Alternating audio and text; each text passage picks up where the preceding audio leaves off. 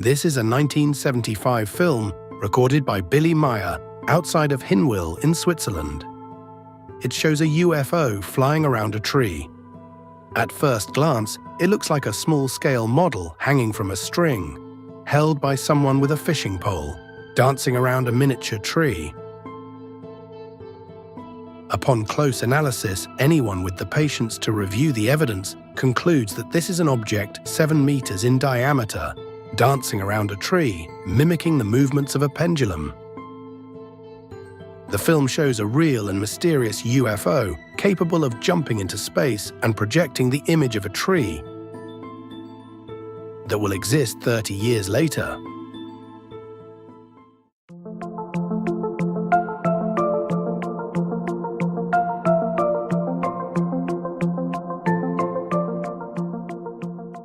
At the end of December 2022, I was in Switzerland at the site where Meier recorded the film. It is outside of Hinwil, a small city in Switzerland.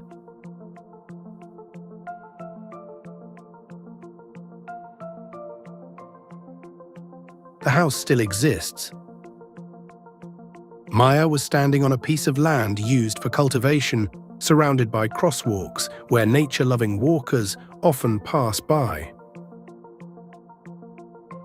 There are no trees on the ground where Billy installed his Super 8 camera to hang some model from one of its branches, and there were none in 1975.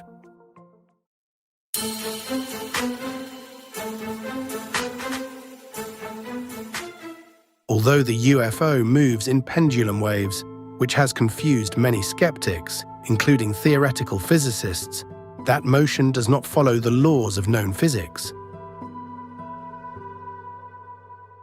If that had been a model hanging from a string, when analyzing the period of oscillation, we would immediately notice that the pendulum's length changes continuously, which we cannot replicate when doing practical tests. In particular, moving the model in circles around a small tree is very difficult, by changing its length by 1.7 meters between one swing and the next. You can find details about the experiments performed and the analysis and conclusions about this film in the links in the description of this video.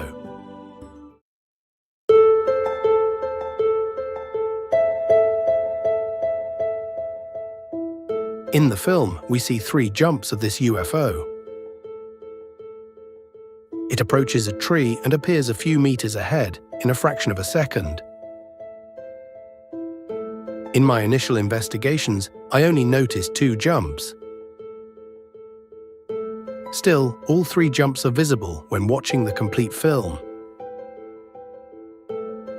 This is the first jump when it moves away from the camera. This is the second jump as it approaches the camera. And this is the third jump, where it jumps and stops immediately. We see that after the third jump, the UFO remains static, turning very slowly. Skeptics explain that Meier cut the film in 3 locations when the jumps happened and removed some intermediate frames to simulate the effect. The curious thing is that the camera shakes on each jump, and a white band appears in the frames during these events. Skeptics say that the white band was caused by the glue that binds the roll of film together, which removed the film emulsion. But that band should appear at the edge of each frame, not inside the image. Is this white band a result of an electric discharge inside the camera during the jumps?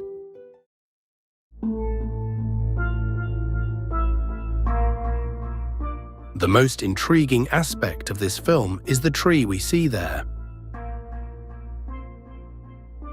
When analyzing the intensity of the tones of the house, the UFO, and the nearby terrain, we notice that the house, the tree, and the UFO have the same tonality. the atmosphere has a physical effect in which distant objects show less intense colors. They appear as shades of gray. In contrast, nearby objects appear with vivid colors. If the UFO is a scale model, the tree is a bonsai, and both are only a few meters away from the camera, why do they look the same shade as the house 350 meters away? The tree, the house, and the UFO are distant objects. At one point, while making the tight turn, the UFO moves the top of the tree without touching it. In many of my experiments, it was not possible to duplicate this effect. A scale model does not create the turbulence necessary to move the treetop. Did the UFO move the treetop due to some force field surrounding it? Researchers who went to the site of this UFO demonstration in the 1970s did not find the large tree we see in the film.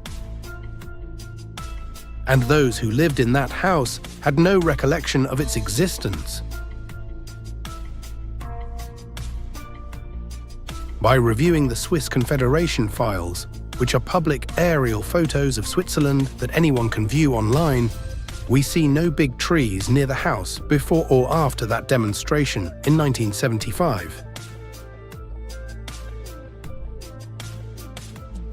The evidence shows that the tree in Meier's film did not exist in 1975. Interestingly, we notice that the tree we see in the film will grow in the precise place years later. It will take the tree's height, width, and shape in the film by 2005. We see aerial photos of the tree's evolution.